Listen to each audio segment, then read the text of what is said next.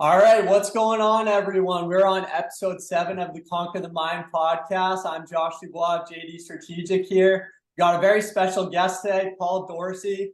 I'm very excited. He's been in franchising for over 3 decades. He is literally a master in the franchising world, so very honored to have him on today. He's been on numerous podcasts. He's a national speaker at franchising conventions, and he's been an area developer for Franchise America, which is going to be a very cool opportunity we're going to dive into, very unique that not a lot of people know about. So I'm very excited. Paul, thank you so much for your time today. Well, thanks for the accolades, JD. I appreciate that. And lucky number 7, how about that? I like the lucky Let's number. go. Lucky number 7, the day after Halloween, All Souls Day. This is great. Yeah, it was so funny. Episode 3 with my father was actually on Friday the 13th. So we're getting all the lucky numbers out of the way. You know, that's interesting, too, that you gave me those big accolades, whether they're all correct or not. I think you mentioned within franchising, I go out to all these different events, and yes, I've been invited to speak at a number of different events. And yes, I've been doing the same thing within the franchise community for close to 30 years. I've been a unit franchise, a multi-unit franchise owner. I've been a area developer and also a master franchise. Now I am the majority shareholder of Franchise America and the franchisor. So, but it all started, way back when I was 12 years old and had a paper route too. So I want to say self-made, but I'm a hustler and went out there and got things done. But the comment that you made, and I have a new website called The Franchise Industry. Bro, there's no such thing. There's no such thing as the franchise industry. Franchising is just a method of marketing or a method of expanding the eternal business, whether it's McDonald's, Jiffy Lube, or Franchise America. So and you'll see it all over LinkedIn and everywhere else. I'm in the franchise industry. Well, no, right? There's a car industry. There's the old-fashioned cigarette industry. There's the logistics industry. There's a computer industry, but there's no such thing as the franchise industry. No, that's a really great point. How a lot of people, they say they're in the franchising industry or they're in X industry or Y industry, but really franchising is just a model of you have a successful business in one location and then you grow it in other locations, which reality, that's pretty much the goal of any business. I mean, very few exceptions. There's like a mom and pop coffee shop, a mom and pop in just like a small town, but really the goal of most business owners is to grow and scale that business, and franchising is really what allows you to do that. So I know what was kind of interesting is as we were kind of recording even beforehand, kind of just diving into, for people that don't even know, like literally what is a franchise, what is a franchisor, what is a franchisee? Can we kind of just dive into like all the different lingo in the franchising world from someone? Well, there's a lot of lingo over the 30 years, and there may be too much lingo, and there's more abbreviations in this industry of, I guess the industry would be the franchise marketing, or the franchise developing would be the industry if there would be one. It's a sales organization awarding these unit franchisees. And with that said too, even our unit franchisees are typically entry-level business owners. Now, what do you mean by that? You could be an entry-level business owner and invest, $10,000, or you could be an entry-level business owner and invest $10 million, right? But here's what I tell everybody on our first meeting. This is what I believe. All these things are just only what I believe. You might want to check with Webster's Dictionary and the International Franchise Association as far as the details on it. So let's preface this as just, what Paul believes. Paul believes and describes a franchise as a group of small business owners, and I'm a franchisee too, who all come together under the same umbrella or the same brand. And guess what? They share in the expenses and they share in the profits. So whether it's McDonald's, Jiffy Lube, or Franchise America, we are a franchise organizations with those same things. Small business owners, and there's 170 some odd unit franchisees. at Jantize America, and there's 7 area developers, also known as master franchises. We'll get into those buzzwords later. Yes, we will. Yes, we will. But guess what? We're all business owners who share in the expenses and we share in the profits. That's franchising, folks, 101. Don't get all stuck up in the whole wild world of lingos and abbreviations. Mhm. No, that's awesome. And that's why you're really an industry expert, because what experts do so well is they take these complicated concepts and they break it down very simple for people. These industry experts with all their knowledge trying to like confuse people, but we just want to educate people on franchising. We don't need to like confuse them with all the different lingo and this and that, Zors, Z's. So yeah, I love it. We'll just keep it very simple for people so that they understand franchising is really just a business model with other business owners looking to continue to grow with these systems in place. So I think that's really powerful. And one thing that I really wanted to dive into, as I was honestly doing a lot of research on you, because I've seen you do a lot of interviews, a lot of podcasts. You've done this before, you've been in the industry before. One thing that I found so interesting, you kind of mentioned briefly your paper route growing up. So I'm actually grew up in Situate, Massachusetts. So I know you grew up in Massachusetts as well. And I know you had the paper route. And what was so fascinating to me is from an early age, you built a team around you of like 10 to 20 of your buddies who are all doing paper routes with you. So I just think that's so fascinating, because I've watched a lot of people, even in my own family, where you work so hard every single day, but you can work hard your whole life, but not really get to where you want if you don't really start to work smart and really incorporate. So like you can have all the knowledge in the world, but if you don't really know how to incorporate it, you can't really do a whole lot with it. And it's really about the value that you're adding. So I'm just so fascinated from such an early age. How did that even like cross your mind to like build a team around you and start to build these systems around you? Like it really sounds like you were a true entrepreneur, like from birth. Where did this all come from? Well, grew up in Wilbraham, Massachusetts, home of Friendly Ice Creams, JD. If you remember the Friendlies back from that area, and they're a franchise too, or they were a franchise. I think they've lost and been sold 3 or 4 times to another story on that. So great question, man. You're going to make me think. Well, I grew up in a very strict Irish Catholic family. I've got 6 older brothers and 2 older sisters and 1 little sister who's up in Raleigh now too. So again, we didn't fight, we didn't eat. If we didn't, my dad wasn't giving us allowances. He didn't give me a bike. We had to go get our own things. If I wanted a new bike, I had to get my own things. I had to think of creative ways to do the right thing and to make a buck or two. So again, I don't know, man. It's hard for me to say this as I mature and age too, but I just thought it was common sense. Yeah. So whatever it was, forget about the paper route. Even, pre-college and college years, when I used to wait tables, we would have 4 sections or 4 tables. I think it's still done the same way. We have 4 tables in the restaurant that we were assigned, and those were my tables. Now, I thought that I really owned those tables. I thought that, that was my living, those 4 tables. And I had to keep those 4 tables full because that's where I would make money through gratuity. Again, it's not like it was back in 1980 something when we really had to work for our tips and we had to assure that prompt, courteous service and be attentive and fill up water before we were asked and clear dishes away. Today you get 25% for taking an order. Another story for another day, right, man? That's a really good lesson. With that said, I mean, the hostess would ask the customers, you want smoking, non-smoking, or Paul section? and there's just little things that we could start, because as a waiter, I was a sales guy. And I was making my money based upon that 15% gratuity. And I also had common sense. Well, I want to raise that gross number up so I can make more money.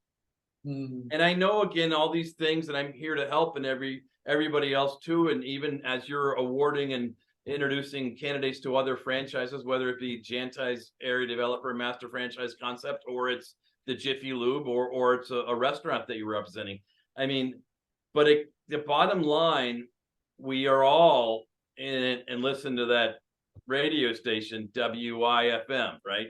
Mm. It's not for New England. What's in it for me? So at the end of the day, what's in it? Is it money? When I was 23 years old, yeah, I was in it for the money.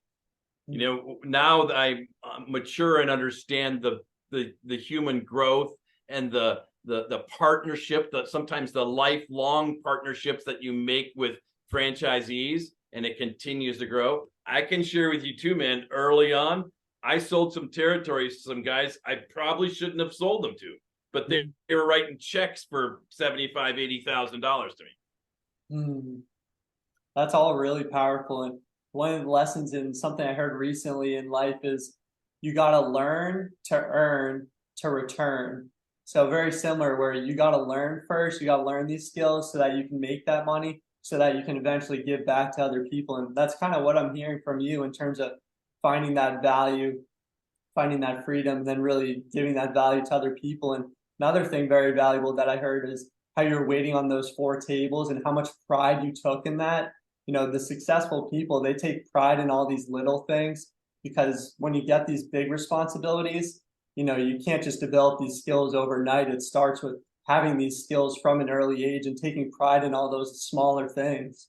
But I appreciate you, JT. But when I was 21 years old, or when I was 12 years old, I didn't understand pride of ownership. I understood I wanted to make money. Yeah. And I think money became the motivator instead of the goals that I have today as a mature adult and a mature franchisor. So again, for your early people, that hey, we got to look at a business that's going to make money. And I got to make money fast because I got rent due. I got gas to be put in the car. And how again, those customers would come in, and JD, I would literally become friends with the four people at the table. Not only because I exceeded their expectations, and hey, they wanted water. I'd say, how about a Perrier water, Mr. Smith? Oh yeah, Paul, let's have a Perrier. But guess what? That just raised my ticket level from $30 to $35. And again, I was selfish. I'm the first one to admit I was selfish. I was there to make money. But in the term, those people, they became my friends. And guess what, JD? When you're at home with your girlfriend or your wife this weekend, and my wife says it more on the weekends now too, maybe sometimes Tuesdays and Thursdays. Hey, where do you want to eat? I don't care. Where do you want to eat? Want to go to here? Want to go to there? I don't care. Where do you want to go? And then we always popped up. Hey, let's go see our friend at ABC Company. So all those people who came into that restaurant in South Charlotte where I waited tables, they would sit around on Friday night and say, hey, let's go see our friend Paul at the restaurant. And literally there'd be people, we had empty tables, and people would be sitting waiting at the bar. Hey, Mr. Smith, you want this table over here? And they're just like, oh, no, we'll wait for Paul. He's our friend. Well, other waiters were out back smoking cigarettes and doing whatever else they were doing and flirting with girls. I had customers literally waiting to come sit in my section. Let me expand, and this is a good little topic too, and maybe even sales 101 or franchising negative 2.0. One time, or there was a section, and it was 4 tables in the middle of the restaurant, right? And everybody hated that section. And the hostess would walk by with people, and they would all sit along the windows in the booth. And no one would sit in my, and I was like, hey, I need a table. It's my turn. I got to pay rent. I got to get gas. I need to make my money tonight. Yeah. And she's like, nobody wants those tables. I was like, really? What do you mean nobody wants the tables? And then I went over and listened. And the next customers, Mrs. and Mrs. Smith, a nice older couple, came, and she said to the customer, do you want to sit here, or would you rather have this booth? And guess what the customer said? I'd rather have the booth. Yeah, 100%. And I was like, hold it, time out. We got to stop this silliness. And I said, Sister Susie, Mrs. Hostess, the next time you seat somebody, I want you to walk over to the booths and say, you want to sit in this booth? Or would you rather have this nice table over here?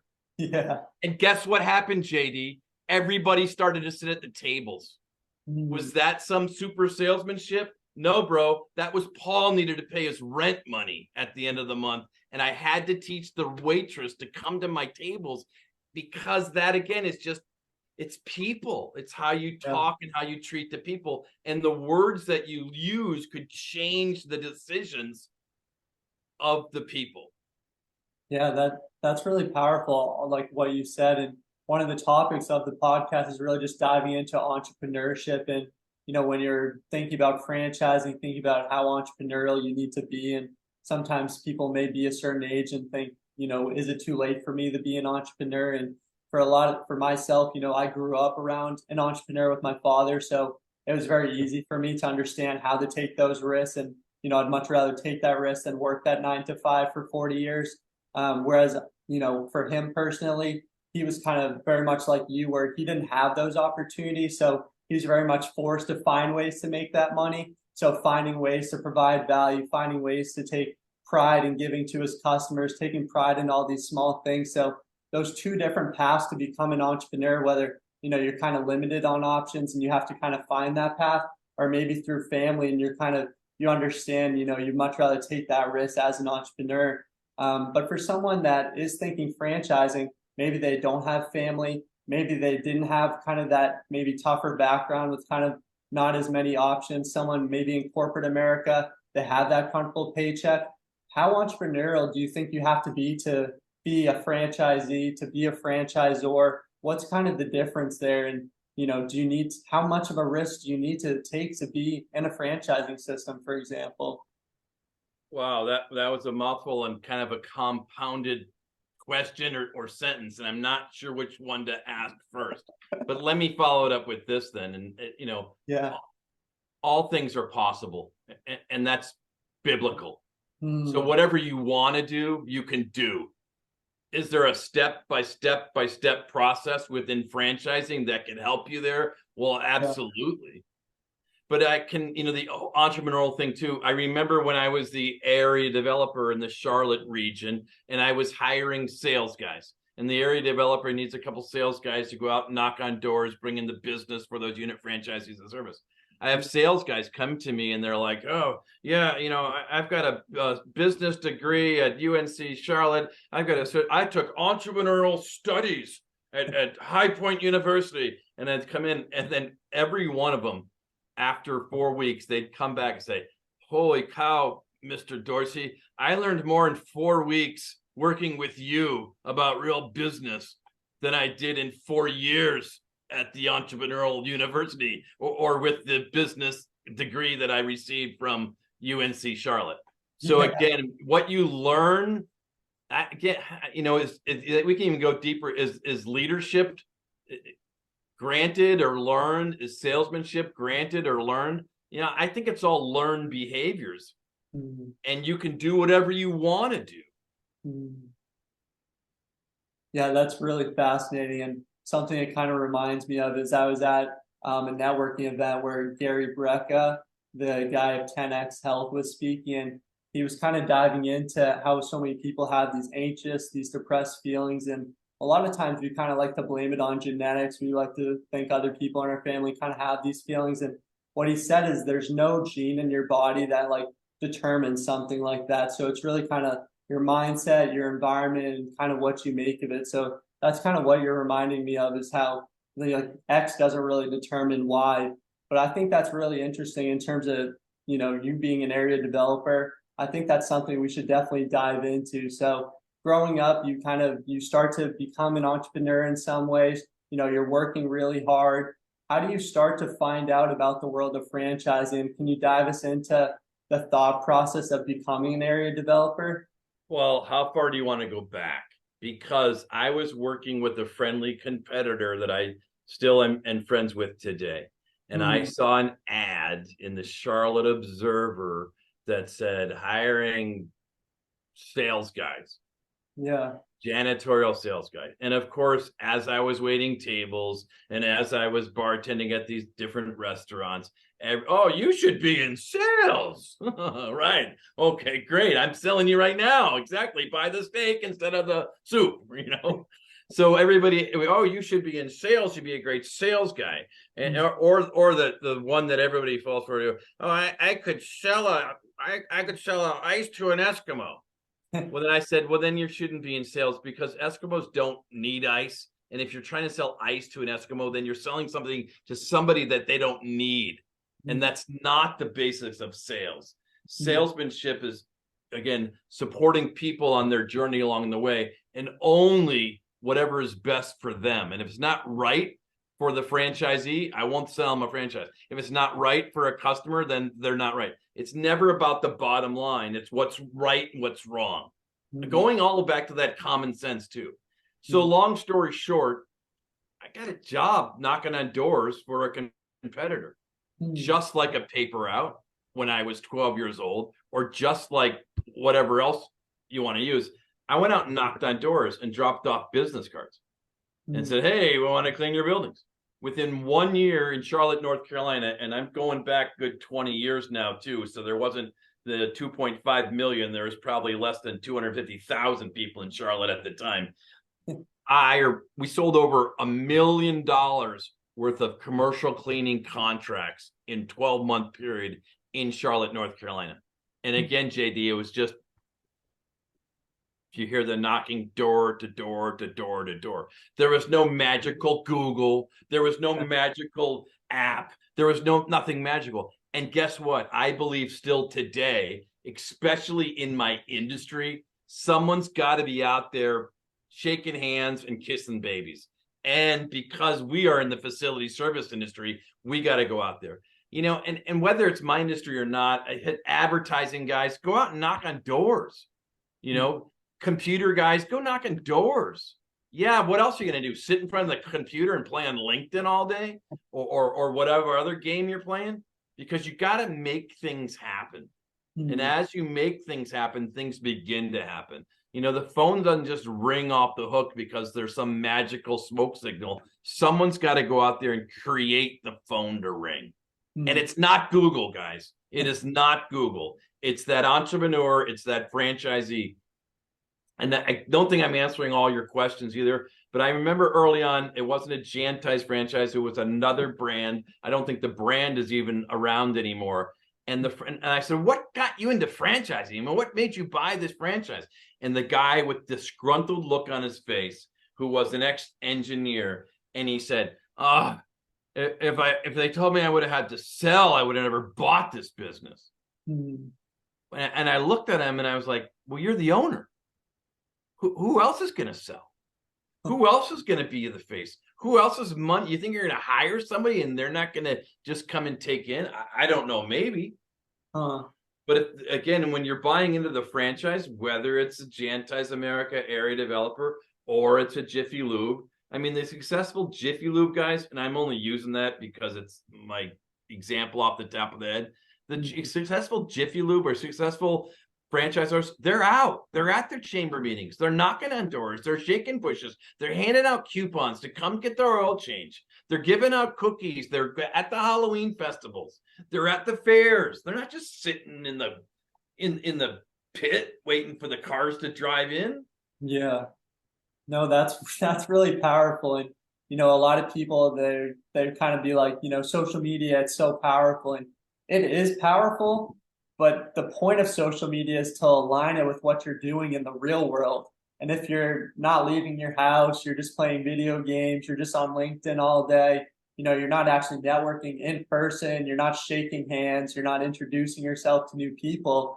Really the point of marketing is just the number of people that know you. So the more hands you shake, the more people you meet in person, really the more marketing you build for your business. So I think, like you kind of are hinting at, a lot of people kind of overcomplicate this concept. So I think that's really powerful. And we've mentioned area developer. You mentioned social media. I call it social silliness. It's social silliness. And it was invented by, all the guys from the Charlotte Observer, the newspapers, the magazines, where nobody was using it anymore because they're online. We got to get something to get them to pay more subscriptions. We got to get something for advertising to go. It's all the advertising executives. JD, I hate to tell you, but sometimes I think again, Paul's thoughts we should make of that. I think half the stuff on LinkedIn is just made up BS anyways. Rah, rah, we sold another franchise. No, you didn't. You just met with somebody, right? Rah, rah, this is our 100th franchise. No, it's not. You just had a group meeting or something. Let's see the franchise agreement. Let's see these things. So there's a lot of rah rah. Look at me. I spoke at this next convention. No, you didn't. So there's a lot of I don't want to be the naysayer either, but and I'm on LinkedIn mostly. I see some stuff on Facebook lately. I could tell you some Facebook horror stories early on too. But Jantize America has used 3 or 4 different outsourced companies, local and national, that we'll get you to the top. We'll make this work. It's gonna, $10, $20, $30,000 later, crickets, nothing. Well, again, you could hire somebody to go out to spread the news or preach to the choir and bring in more money that way. Even the pay-per-clicks and stuff too, it has to be very specific way that you're doing this SEM. So we call it SEM, the search engine marketing, and I guess social media fits under that SEM category too, because it's all just marketing, right? No, that's really powerful. And it's kind of like this idea where everyone wants like this one option that'll like give them success, where, I'm on a bunch of calls with people that are new brokers and they're like, oh, I can't find leads. I can't find people interested in franchising. But, as Dennis Schooley alluded to on episode 1, 70% of people have considered business ownership.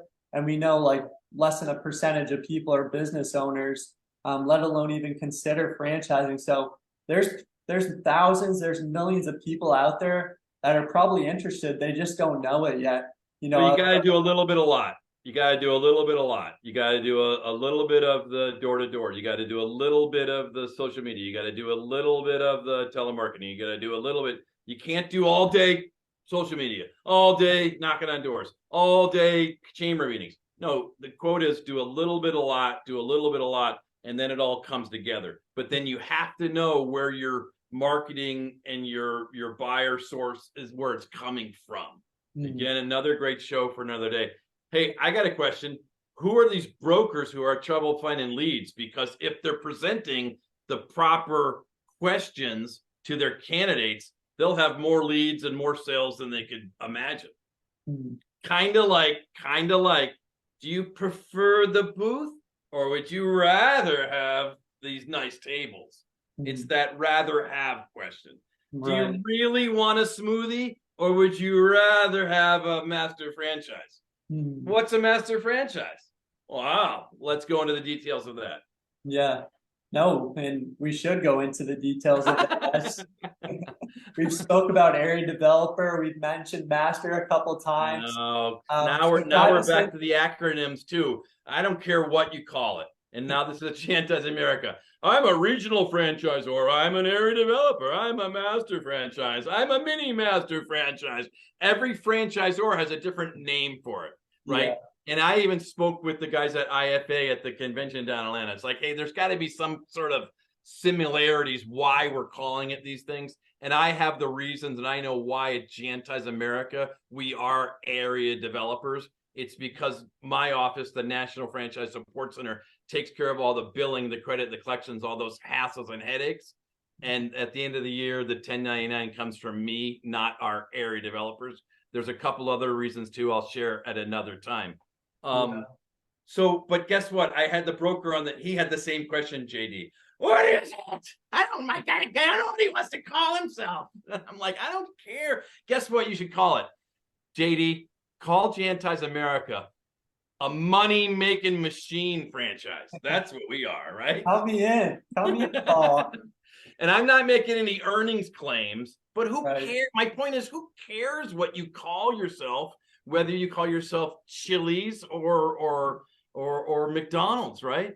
McDonald's is only McDonald's because of their systems, not because of the McDonald's brothers. No, that's really powerful.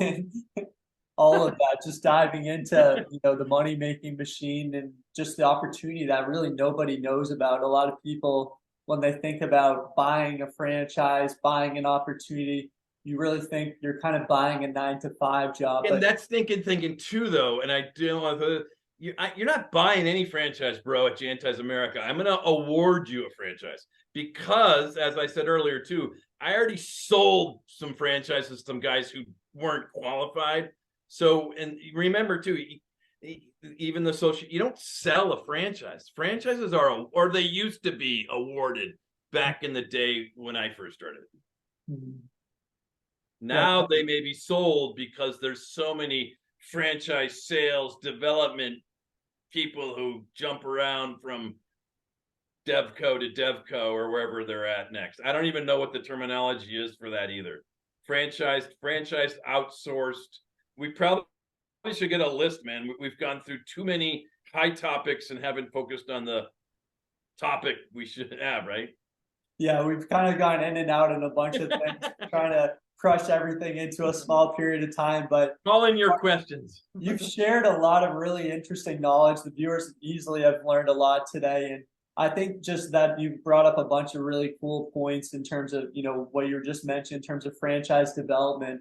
As a broker, one of the things I'm telling candidates to really evaluate is these franchise developers, what's really their tie to the franchise, whether they have that family relationship, maybe they personally own the franchise, or like you said, is it someone that's gone to 10, 12 different franchises and their reason for joining is, oh, my friend showed me the opportunity and it aligned financially with what I was looking for. So making sure that everything aligns and the people that you are investing your time with, they're investing with you as well. And maybe they've made that similar investment as well, have been in your position as well, and can really understand that. So I think that's really valuable. JD, I don't want to contradict you either, though, but I have also found a lot of brokers who I meet at the Franchise Broker Show or even the Business Alliance Show. They're Business Alliance brokers for 6 months, and then they're working for a franchisor. Hmm. So are you in it? That goes back to that too. I think, are you in it for the mission or commission? Why would you invest 20, 30, 40, $50,000, buy all these leads for your own business and then quit 6 months later to go work for somebody else? Right? There has to be a vested interest if you're if you're awarding the franchise. I think there should be a vested interest other than capital gains and clock in and clock it out. And I don't know, again, there's a lot of great franchise sales organizations out there too that do a really good job. Hmm. Yeah, really, with any of those organizations, the goal is having those back office, having those resources, having those tools, very much like a franchise, so that you can rely upon that. And just like any industry, there's bad apples in anything. There's bad franchises. There's bad brokers. Brokers, consultants, they have such a bad name. Salespeople have such a bad name.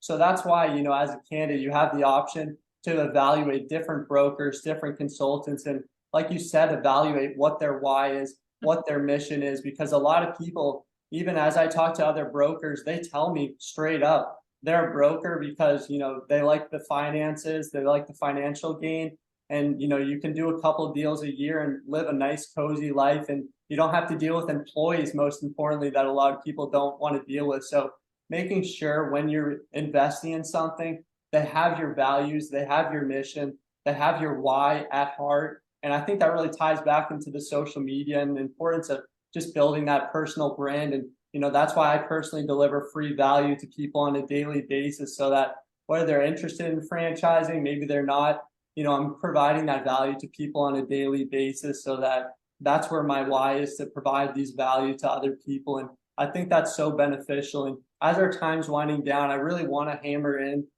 these different models between the owner operator, the executive, the area developer, the master franchisor, and how the area, the master's really kind of the similar thing, just with the lingo a little bit different. And then can we just dive into, as you're an area developer, what does that actually look like? Can you kind of help someone as they're potentially evaluating this opportunity? What does that look like? So thank you very much. And I have another 10 replies for your compounded question there too. There's actually, I have shared with other brokers in the franchise broker community too, and I could send it back over to you. It's called the 4 types of franchises. So whether there's not a brand, there's over, 70 or what, 7, maybe 4, 5, 6, 7,000 different brands from McDonald's to Jiffy Lube to Jantais America is a brand. There's over 75 different categories, from restaurants to automobile to facility services or janitorial. But there's 4 types of franchises. Type number 1, the unit franchise. Again, the guy buys the franchise ABC on the corner of the 5th and Main. He wears 3 or 4 different hats. He unlocks the door. He works the business. He locks the door and turns the lights off at the end of the day. There's a multi-unit franchise. A lot of the hair cuttery places are multi-unit franchisees, or even a Subway. You got to own 10 Subways to make any money, right? Those are multi-unit franchisees. There's an area developer, which I sell and support at Jantais America. My area developers purchase the rights to a territory. Let's just say a football city. The area developer has 2 primary roles. They're both sales driven. One is the awarding of the unit franchisees. Let's use my guy. I always use Robert Chess up in Raleigh. I heard it in one of my other things. Robert now sold 92 awarded. See, I keep saying sold. There is some salesmanship to it, but Robert has awarded 92 unit franchisees in Raleigh, North Carolina. Mm-hmm. The unit franchisees at Jantais America don't buy a territory or a zip code. They're actually buying customers that are provided by the area developer. Mm-hmm. So at Jantais America, I can speak my National Franchise Support Center, the franchisor, we do all the billing, the credit, the collections. The area developers, they do their sales and marketing machines, selling and awarding both unit franchisees and the end use customer. Then the unit franchisees have the most important job to follow our step-by-step system and take care of the customer service and operations. The unit franchisees are actually the face of the franchise out there, taking care of the customers. And then you mentioned the master franchise. Master franchise is very similar, although I think they buy a larger territory, such as Canada, and we would change the brand to a maple leaf and send it in Canadian money. Or maybe at one time, and we closed it down, is California. I was going to sell the whole state of California, become Jantais West Coast. Then we got into the COVID thing, and you can't spray airborne bacteria because you're also in the pesticide business. So that goes into more, and now we're back to the rules and regulations of franchising. So we started with what's this industry of franchising? And again, I think it's used so broadly because there's just, it's such a broad ocean of opportunities for you, for me, for candidates, for end users in all industries, that makes it so exciting and so successful. So high level, again, franchising is only a group of small business owners all coming together in the same umbrella. And I learned just as much from my unit franchisees day in and day out as I do for my area developers, and sometimes more than all these franchise shows I go to. No, it's just so fascinating, as you're kind of alluding to in franchising.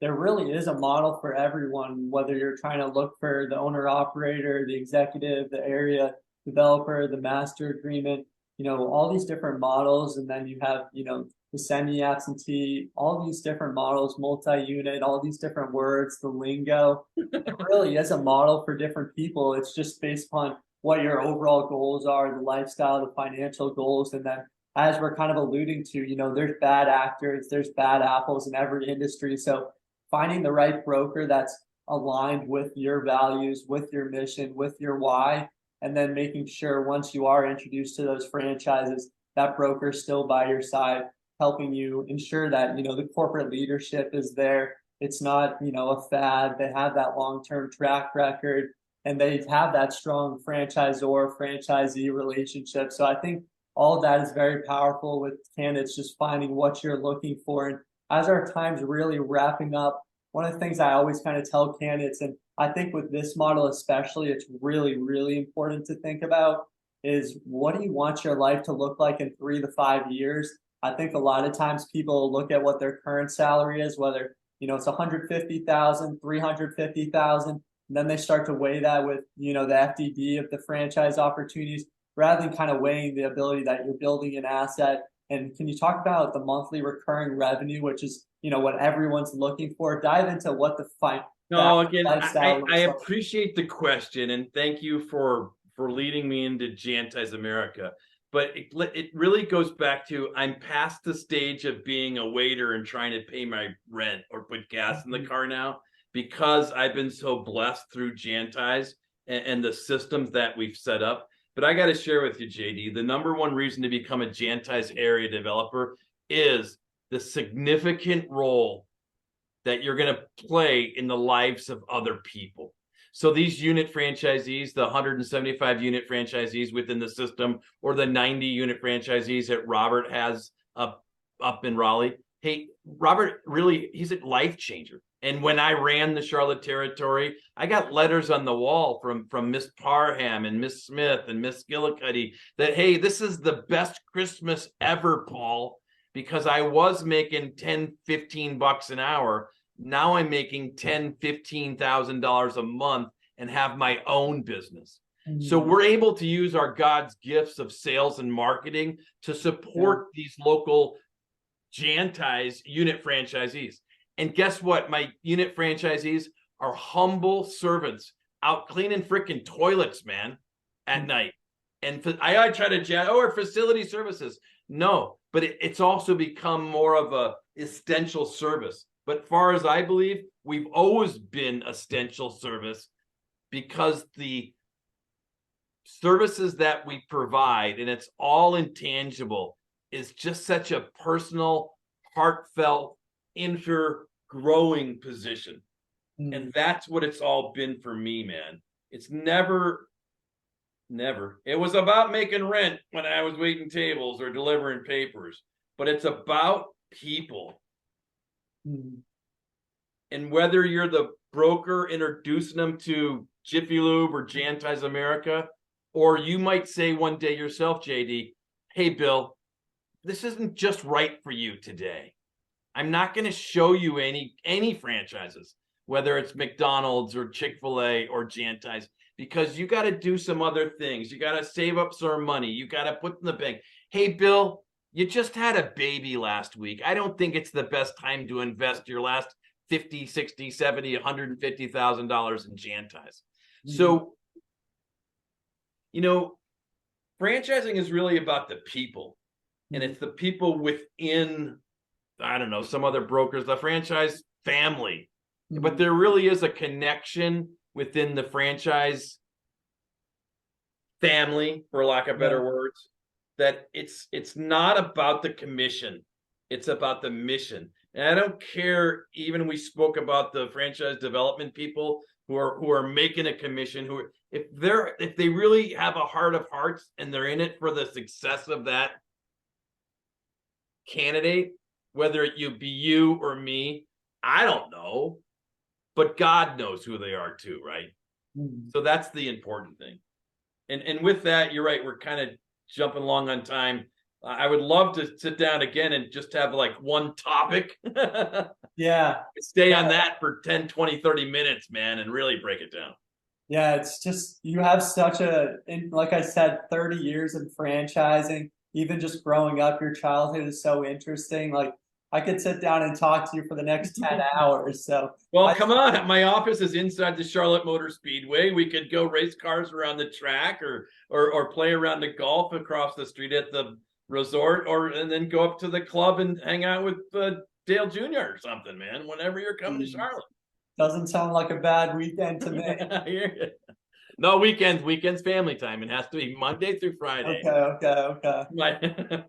No, it's just so powerful as you kind of talk as, families. There's so many families in franchising. You've been in franchising for 30 years, and I just love the joke, you fall into franchising, and just a lot of people don't know about franchising, but once they are involved in franchising, people never go back to a corporate America role. They never kind of go back to XYZ role. Once they're in franchising, they're really there for life.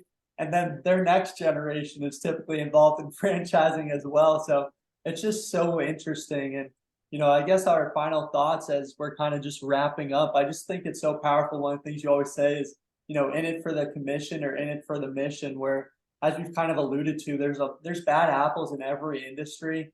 When you're just in it for the commission, it's easy, to set these short-term goals, do things for 2 weeks, a month, 6 months. But, if you don't have your why figured out, and really that's the point of this podcast, 98% of people don't know what their why is in life, what their mission is in life. Help people, people like yourself that have had so much success, help people start to explore those different avenues. And I just think it's so powerful at whatever age you are. There's so many people that don't really know what their mission is. The years go by and, they're still kind of the same person to a certain extent. So just whether you're younger, you're in corporate America, just trying these different things to figure out what you're passionate about. And it's just so awesome in franchising how you're able to just get that full education process. And, as we're wrapping up, do you have any final thoughts for anyone? Maybe someone, in corporate America, someone younger thinking about joining the franchising world. You've been in it for 30 years, you're probably not going back. What do you tell someone? Well, again, maybe going back from the start, all things are possible. And franchising has a step-by-step system that you could follow for the path of success.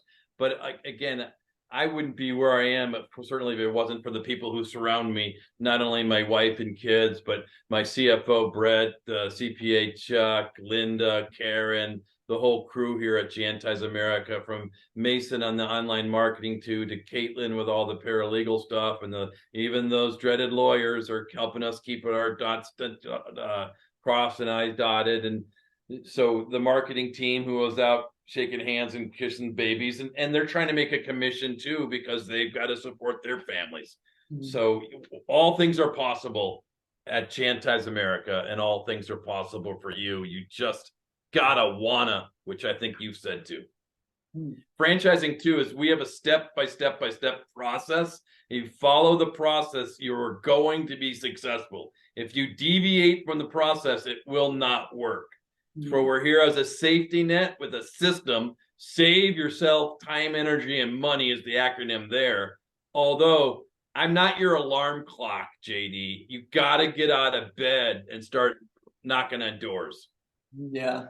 Yeah. And that's really always the second thing in franchises. You can have all the capital in the world to really make that investment, but people are looking for people to grow, scale a business. They're looking for people that, they have these skills, that really align with franchising, where you do the accounts receivable, you do the accounts payable. You don't need to have every single skill to run a business. You just need to have that motivation, that want to succeed. And that's a good wrap to episode 7 of the Conquer the Mind podcast, where have that mindset, you want to succeed, you take that action. Franchising has those systems in place.